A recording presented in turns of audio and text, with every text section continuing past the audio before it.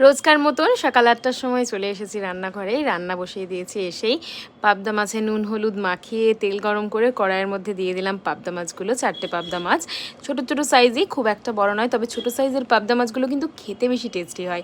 তারপর ওই তেলের মধ্যেই মাছগুলো উঠিয়ে ভেজে নিলাম একটুখানি বেগুন, হলুদ নুন দিয়ে বেগুনটা উঠিয়ে রেখে দিলাম। ওই তেলের মধ্যেই আবার দিয়ে দিলাম হচ্ছে কেটে রাখা আলু, পেঁয়াজ, টমেটো। নুনটা এখনও দিইনি। তারপর একটুখানি ভালো করে নাড়াচাড়া করে নুন দিয়ে দিলাম। তারপর দিলাম লঙ্কা, হলুদ আর অল্প একটু জিরে। সব কিছু দিয়ে অল্প একটু জল দিয়ে ভালোভাবে কিছুক্ষণ মশলাটা কষিয়ে নিলাম। মশলা থেকে যখন প্রায় তেলটা ছেড়ে এলো তখন অল্প জল দিয়ে ঢাকা দিয়ে দিলাম আলুগুলো সেদ্ধ হওয়ার জন্যে। আলুটা যেই ভালোভাবে সেদ্ধ হয়ে গেল তখন দিয়ে দিলাম বেগুনগুলো আর ভেজে রাখা পাবদা মাছগুলো। ব্যাস, মাছগুলো ঝোলের সঙ্গে মিশিয়ে দিলাম আর বেগুনটাও একটুখানি গ্যাসের ফ্লেমটা বাড়িয়ে দিয়ে ফুটিয়ে নিলাম। দিয়ে একটু ফ্লেমটা কমিয়ে দিয়ে ধনেপাতা কুচিগুলো দিয়ে দিলাম ওপর থেকে ছড়িয়ে। ব্যাস, আবার কিছুক্ষণ কিন্তু হাই ফ্লেমে ফুটিয়ে নিলাম। রেডি হয়ে গেল বেগুন আলু দিয়ে পাবদা মাছের ঝোল।